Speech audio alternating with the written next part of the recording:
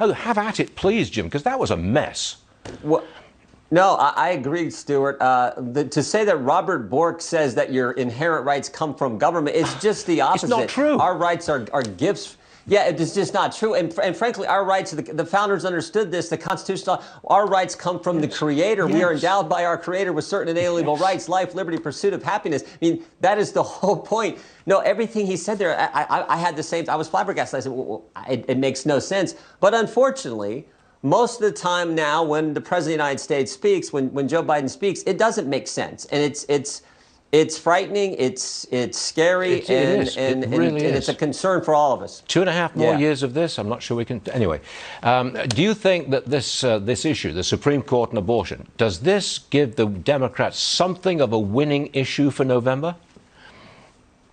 Well, I mean, I step back and look at it this way. If the decision holds, that is a victory for the sanctity of human life, for the precious nature of human life. I think that is a victory for the Constitution. So I think that's first and foremost. Second, we got to get to the bottom of this leak. You can't have an institution like the Supreme Court where this sort of thing happens.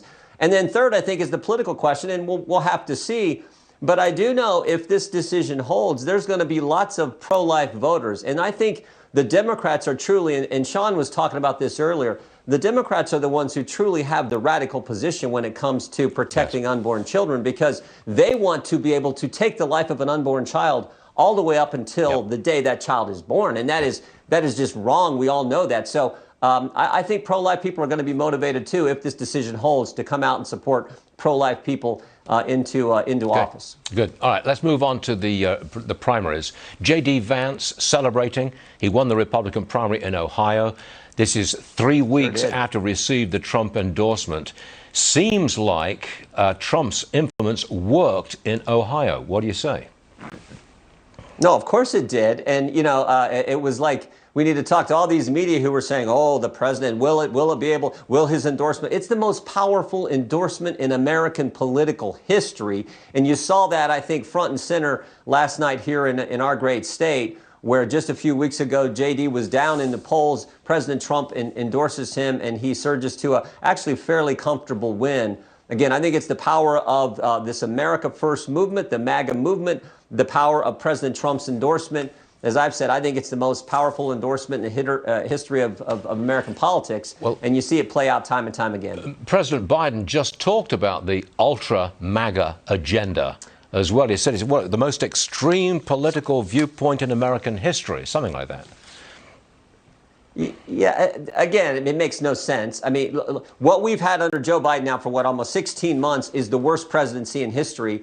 And I've said this so many times, but it's the truth, and the country gets it. I always say there's a reason 67% of our fellow citizens think our country's on the wrong track. It's because it's true, it is. And frankly, I'd like to meet the 33% who think it's on the right track, because there hasn't been anything done right. We went from secure border to chaos. They're doing it intentionally. We went from stable prices to 41-year high inflation. We went from affordable gas to $4 gas everywhere in the country, $6 gas in California. We went from safe streets to record crime in every major urban area in the nation. And we've had all kinds of attacks on our fundamental liberties, and I haven't even got into foreign policy. So what we had under President Trump was so good compared to the ridiculous, chaotic situation we have had, unfortunately, under President Biden. And then when he speaks, it only scares people even more. Yes, I want to return to that. I think the country's got a problem, not a political problem so much as a problem of leadership here.